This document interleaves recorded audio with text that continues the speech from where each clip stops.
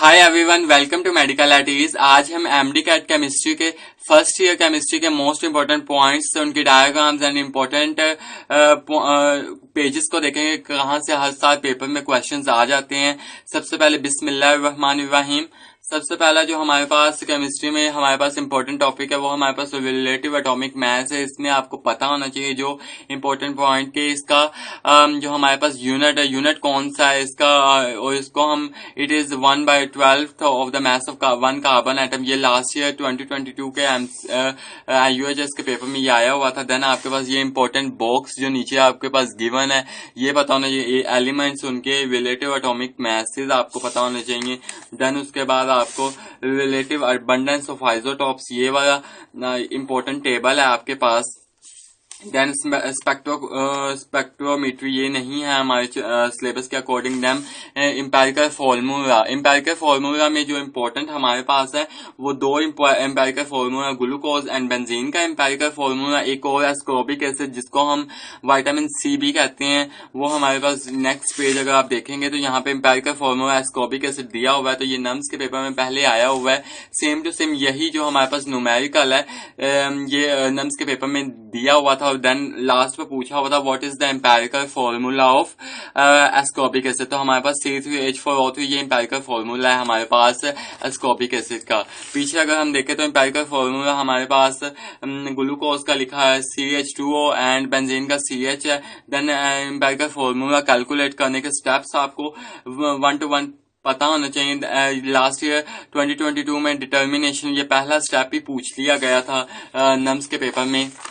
Then आपको most important आपको molecular formula, ये जो हमारे पास एक इम्पोर्टेंट फार्मूला दिया गया है, ये आपको पता होना चाहिए, ये वाला भी आपको पता होना चाहिए। देन उसके बाद हम कॉन्सेप्ट ऑफ मोल में आपको इम्पोर्टेंट वैल्यूज पता होने चाहिए इनके, जैसे 1 ग्राम ऑफ हाइड्रोजन क्या कितने के इक्वल होता है, ये आपको पता होना चाहिए। 1 मोल ऑफ मैग्नीशियम इज 24 ग्राम। देन आपके पास ये एक मोस्ट इम्पोर्टेंट है जिसमें हर बच्चे कोई कंफ्यूजन होती है, आप इसको नोट डाउन कर लीजिए या हाईलाइट कर लीजिएगा कि the atomic mass, molecular mass, formula mass और ionic mass of substances expressed in grams is called molar mass of substances. ये मोस्ट इंपॉर्टेंट है। देन उसके बाद एवोगाड्रो नंबर, ये टोटली इंपॉर्टेंट है हमारे पास। देन उसके बाद आपको मोलर वॉल्यूम, स्टिशियोमेट्री, हमारे स्टिशियोमेट्रिक में मोस्ट इंपॉर्टेंट पॉइंट जो है वो इसकी डेफिनेशन का है, इसके अजम्पशंस हैं एंड इसमें कौन से लॉज ओबे हो रहे थे, जैसे law of conservation of mass and law of definite proportion, ये हमारे पास इंपॉर्टेंट पॉइंट्स हैं। देन उसके बाद हमारे पास जो इम्पोर्टेंट है लिमिटिंग रिएक्टेंट्स की डेफिनेशन इम्पोर्टेंट है। देन इसमें जो हमारे पास एग्जांपल्स दी गई हैं इनको कर लीजिएगा, मे भी यही पेपर में आ जाए। देन आइडेंटिफिकेशन लिमिटिंग रिएक्टेंट्स, ये इम्पोर्टेंट है हमारे पास। 3 हमारे पास आइडेंटिफिकेशन करने के लिए हमारे पास पॉइंट्स हैं इम्पोर्टेंट। देन यील्ड वाला टॉपिक में हमारे पास परसेंटेज यील्ड का ये वाला फॉर्मूला मोस्ट इम्पोर्टेंट है। देन उसके बाद हमारा थर्ड चैप्टर की बात करें तो हमारे पास गैसेस का चैप्टर आ जाता होता है। गैसेस का चैप्टर में हमारे पास इंपॉर्टेंट आपको प्रेशर का यूनिट पता होना चाहिए। इस बार 2023 के नम्स के पेपर में प्रेशर का यूनिट पूछ लिया गया था। गैस लॉज आपको तमाम आने चाहिए, बॉयल्स ला, चार्ल्स ला, एवोगाड्रो ला, सारे आपको इनके ग्राफ्स आने चाहिए कि आइसोथर्मल किसमें हो रहा है, आइसोबैरिक किसमें हो रहा होता है, आपको सभी आने चाहिए इनके। जैसे कि आपको उसके आइडियल गैस का आपको फॉर्मूला आना चाहिए कि PV is equal to NRT, हमारे पास आइडियल गैस का फॉर्मूला है। ये भी पेपर में आ जाता होता है पेपर, जैसे कि नम्स के पेपर में ये आया हुआ था लास्ट ईयर। देन उसके बाद आइडियल गैस कांस्टेंट की आपको पता होना चाहिए, वैल्यू पता होना चाहिए कि ये वाली वैल्यू आपको पता होनी चाहिए। देन उसके बाद आपको SI यूनिट की वैल्यू पता होनी चाहिए कि हमारे पास R की वैल्यू SI यूनिट में क्या है, 1 कैलोरी किसके इज इक्वल है 4.118 जाउल। ये इंपॉर्टेंट MCQ है। देन एवोगाड्रो लॉ, इसमें आपको पता होना चाहिए। देन उसके बाद डाल्टन के एप्लीकेशंस के most important points. Then kinetic molecular theory के इंपॉर्टेंट पॉइंट्स में से आपको इसके फॉल्टी फंक्शन या रॉन्ग पोस्टुलेट्स, ये जो लास्ट वाले 5 और 6 हैं, ये मोस्ट इंपॉर्टेंट है। इसमें से ये जो 6 वाला पॉइंट है ये तो पेपर में कई मरतबा आया हुआ है। देन आपको काइनेटिक इक्वेशन आनी चाहिए, ये वाली काइनेटिक इक्वेशन हमारे पास मोस्ट इंपॉर्टेंट है। देन उसके बाद हमारे पास लिक्विड्स का टॉपिक आ जाता है। इसमें हमारे पास ये फर्स्ट पेज तो मोस्ट इंपॉर्टेंट है। देन उसके बाद आपको पता होना चाहिए कि डायपल कौन से एलिमेंट शो कर रहे हैं। जैसे कि हमारे पास ये साथ में जो डायग्राम्स दी गई हैं, इसके नीचे जो फिगर्स के नीचे इंपॉर्टेंट इंफॉर्मेशन, जैसे dipole present in HCl and chloroform में ये प्रेजेंट होती है। देन आपको पता होना चाहिए कि डायपल इंड्यूस्ड डायपल फोर्सेस किस में प्रेजेंट है, लंडन डिस्पर्शन फोर्सेस। जैसे कि यहाँ पे बात करें तो London dispersion forces are present in noble gases, helium वगैरह में ये ज्यादा सिग्निफिकेंट होती है नॉन पोलर में। देन आपको फैक्टर अफेक्टिंग इनमें से ये जो मैंने यही हाईलाइट की, यही आप हाईलाइट करके अच्छी तरीके से कर लीजिएगा। जैसे कि यहाँ पे इंपॉर्टेंट पॉइंट है एक कि all halogens are non polar diatomic molecules, और इसके नीचे ही आप देखेंगे कि fluorine is a gas and boils at -188.1 degree Celsius and iodine is a solid room temperature पे होती है। तो polarizability of iodine molecule is much greater than that of fluorine, ये इंपॉर्टेंट है हमारे पास। देन उसके बाद आपको बॉइलिंग पॉइंट्स डिफरेंस एलिमेंट्स के आने चाहिए, हाइड्रोजन बॉन्डिंग की डेफिनेशन आनी चाहिए आपको। हाइड्रोजन बॉन्डिंग के कहाँ पे अपनी इंपॉर्टेंस इसकी है, जैसे प्रोटीन में है, DNA में है, यही क्वेश्चंस पेपर में बनकर आ जाते होते हैं।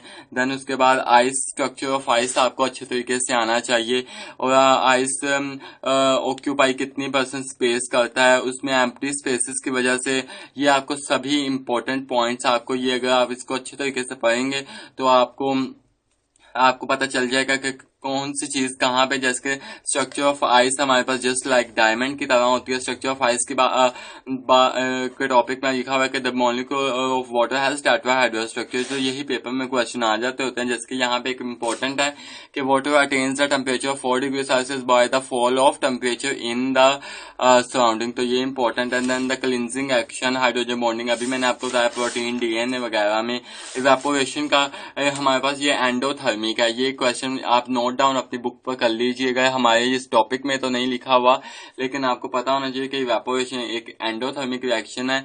मे बी वो थर्मोडायनामिक्स के चैप्टर के पॉइंट ऑफ व्यू से पूछ रहे हैं आपसे। देन आपको वेपर प्रेशर आना चाहिए।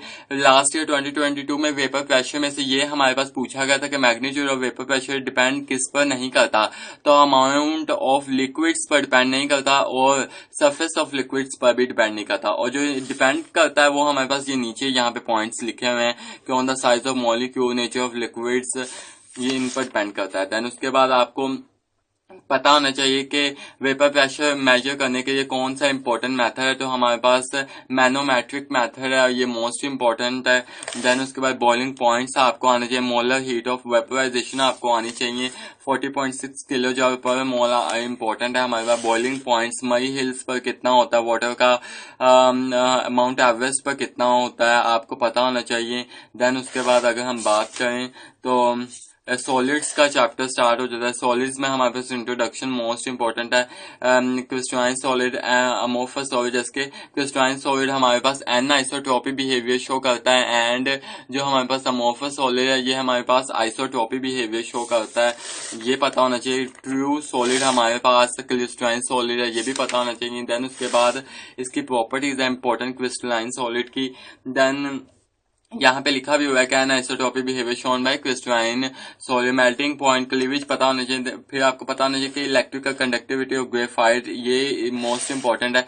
सिमेट्री की definition, habitat of crystal, isomorphism, morphism, ये सारे ही मोस्ट इंपॉर्टेंट है। जैसे कि एलोट्रोपी की डेफिनेशन एक इंपॉर्टेंट डेफिनेशन, कई मतबा पेपर में पूछी गई है। क्रिस्टल लैटिस की डेफिनेशन, यूनिट सेल की डेफिनेशन, लास्ट ईयर जो PMC ने हमें प्रैक्टिस टेस्ट अवेलेबल किए थे उसमें भी कई क्वेश्चन यहाँ से किसने क्रिस्टलोग्राफिक एलिमेंट, तो 6 क्रिस्टलोग्राफिक एलिमेंट्स प्रेजेंट होते हैं, ये भी आपको पता होना चाहिए। 7 क्रिस्टल सिस्टम्स होते हैं, आपको ये पता होना चाहिए। Then ionic solid, covalent molecule solid, ये सभी का आपको इतने अच्छे तरीके से इनकी प्रॉपर्टीज, इनका बिहेवियर सारे आपको इतने अच्छे तरीके से करने हैं कि पेपर में आपका इनमें से कोई एक भी एमसीक्यूज कोई भी नहीं गलत होना चाहिए। देन आपको लैटिस एनर्जी आनी चाहिए। लैटिस एनर्जी में मोस्ट इंपॉर्टेंट ये वह बॉक्स है जिसमें डिफरेंट कंपाउंड्स की लैटिस एनर्जी बताई गई। देन लास्ट ईयर हमारे पास कोवलेंट बॉन्ड तो हमारे सिलेबस में नहीं इंक्लूड लेकिन कर लेना चाहिए, क्योंकि लास्ट ईयर हमारे पास 2022 एमडी कैट यूएचएस में ये पूछा गया था कि कोवलेंट सॉलिड्स को क्या कहते हैं, तो एटॉमिक सॉलिड कहते हैं।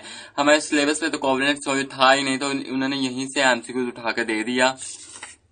देन आपको पता होना चाहिए मॉलिक्यूलर सॉलिड में they are soft and easily compressible. ये लास्ट ईयर 2022 में जो हमारे पास शहीद जुल्फकार अली भुट्टो मेडिकल यूनिवर्सिटी का जो एंट्री टेस्ट था उसमें ये पूछा हुआ था which solid are soft and easily compressible, तो मॉलिक्यूलर सॉलिड्स इजीली कंप्रेसिबल होते हैं। देन उसके बाद आपको ये वाला चार्ट जो हमारे पास एक पूरा टेबल है इसको अच्छी तरीके से आपने कर लेना, जिसमें हमारे पास डिफरेंट टाइप्स बताई गई हैं, उनकी एग्जांपल प्रॉपर्टीज बताई गई हैं, उनमें कौन सी फोर्सेस प्रेजेंट होती हैं, स्ट्रक्चर पार्टिकल्स कौन से प्रेजेंट होते हैं, ये सभी आपको पता होना चाहिए। देन उसके बाद हमारे पास चैप्टर 5 एटॉमिक स्पेक्ट्रा, ये एटॉमिक स्ट्रक्चर है, उसमें आपको ये पहली कैथोड की प्रॉपर्टीज आनी चाहिए। देन उसके बाद पॉजिटिव रेज का इंपॉर्टेंट टॉपिक आपके पास ये हमारे सिलेबस के अकॉर्डिंग मोस्ट इंपॉर्टेंट है। जैसे लास्ट ईयर हमारे पास hydrogen gas is lightest among the positive particle, ये क्वेश्चन आया हुआ था यूएचएस के पेपर में। और नम्स के पेपर की बात करें तो ये नीचे लिखी हुई है कि the mass of proton is 1836 times more than that of electron, ये लास्ट ईयर पूछा गया था। देन उसके बाद हमारे पास ये प्लैंक्स का जिसमें हमारे पास फोटोन की डेफिनेशन है, फ्रीक्वेंसी, वेवलेंथ, ये इंपॉर्टेंट है क्योंकि अगर आप पीएमसी जो हमारे पास पीएमडीसी ने जो सिलेबस अवेलेबल करवाया है उसके नीचे आप उसके ऑब्जेक्टिव लर्निंग्स ऑब्जेक्टिव पढ़ेंगे तो उसमें ये हमारे पास लिखा हुआ है कि प्लैंक्स की डेफिनेशन, उसके यूनिट्स आपने अच्छे तरीके से करके आने हैं। देन उसके बाद कॉन्सेप्ट ऑफ ऑर्बिटल्स हमारे पास मोस्ट इंपॉर्टेंट हमारे पास एक टॉपिक है। कॉन्सेप्ट ऑफ ऑर्बिटल्स में हमारे पास लास्ट ईयर स्कॉडिंजर की ये मोस्ट इम्पोर्टेंट आप उसकी एक पूछी गई थी। ये जो ब्लू मैंने हाईलाइट की ये last year 2022 MD CAT UHS में पूछी गई थी।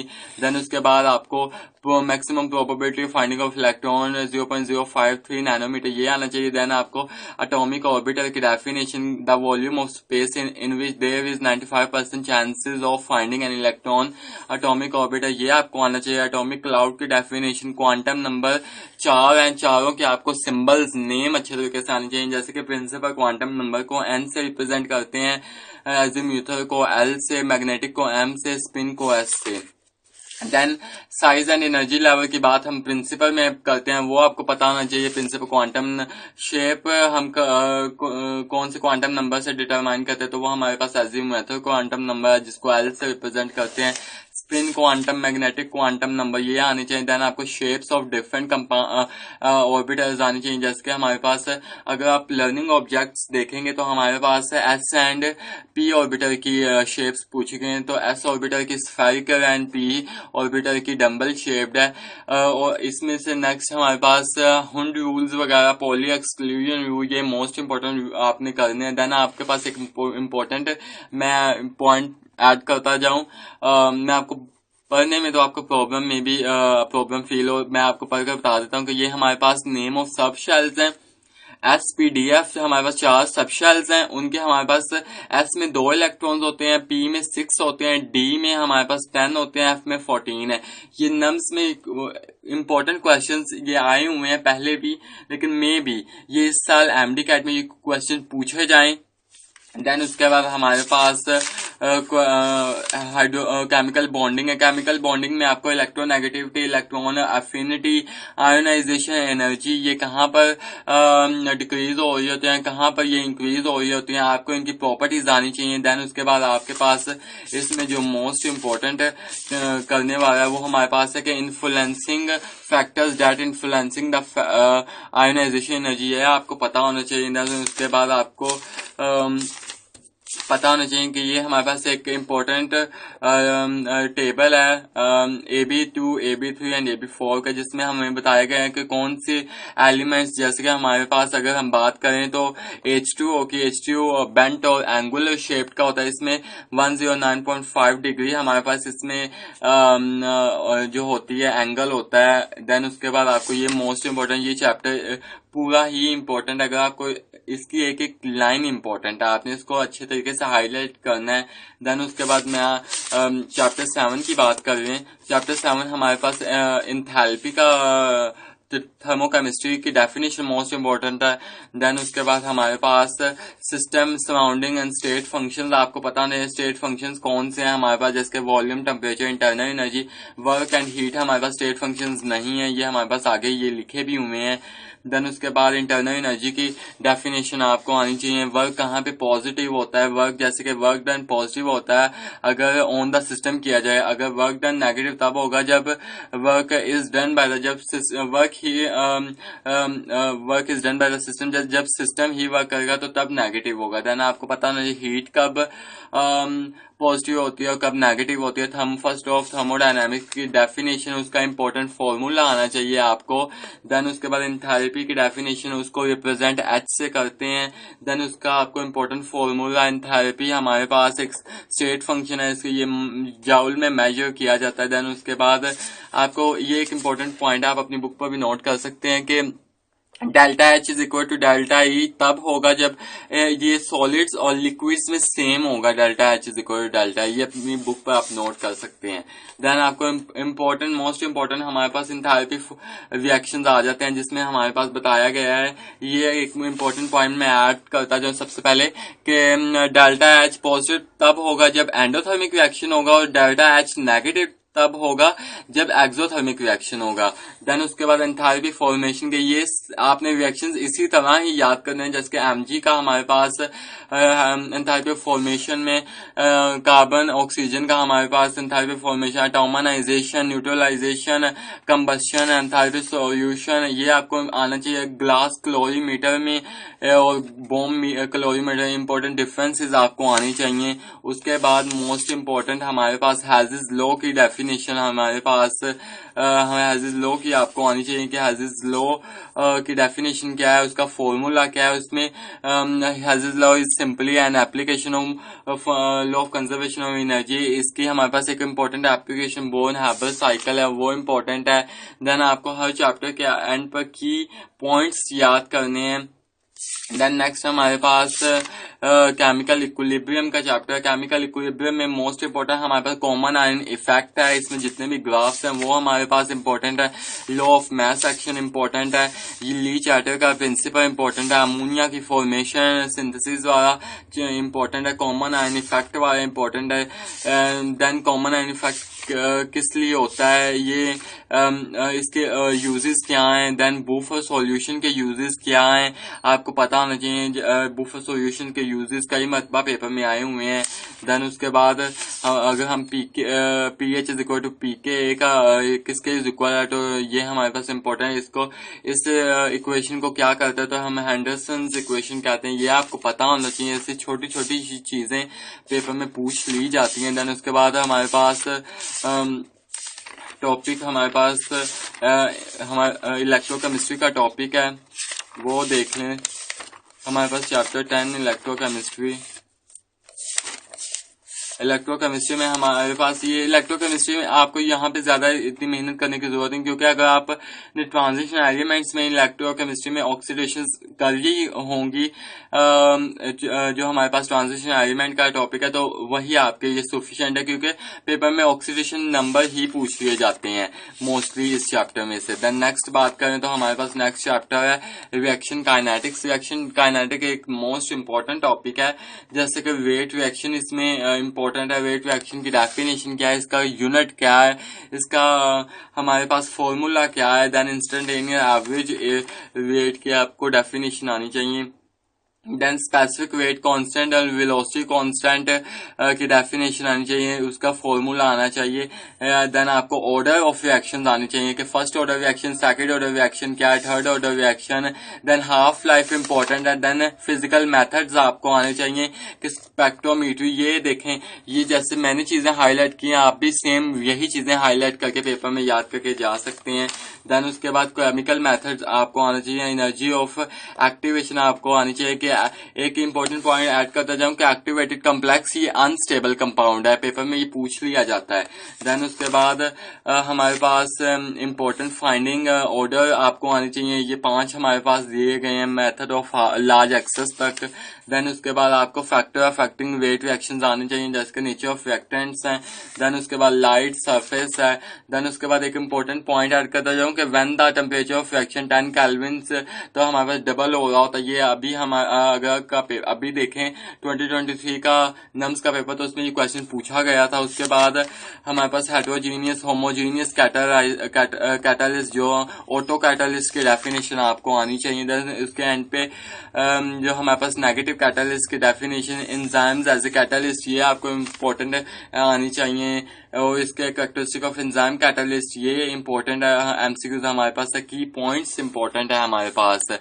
ये थे हमारे पास फर्स्ट ईयर की फिजिकल केमिस्ट्री के मोस्ट इम्पोर्टेंट पॉइंट्स। कल हमने बात कर ली थी सेकंड ईयर केमिस्ट्री के ऑर्गेनिक एंड इनऑर्गेनिक पोर्शंस की। अगर किसी ने वो वीडियो नहीं देखी तो पहले वो वीडियो देख ले, देन फर्स्ट ईयर की ये वाली वीडियो देख ले। आई होप मैं आपको अपनी बात समझाने में कामयाब रहूंगा। अगर आपको मेरी वीडियो पसंद आई हो तो मेरी वीडियो को लाइक कीजिएगा, मेरे चैनल को सब्सक्राइब कीजिएगा और अपने दोस्तों के साथ मेरी वीडियो शेयर करना ना भूलिएगा। खुश रहें, खुश रहने दें। अल्लाह हाफिज।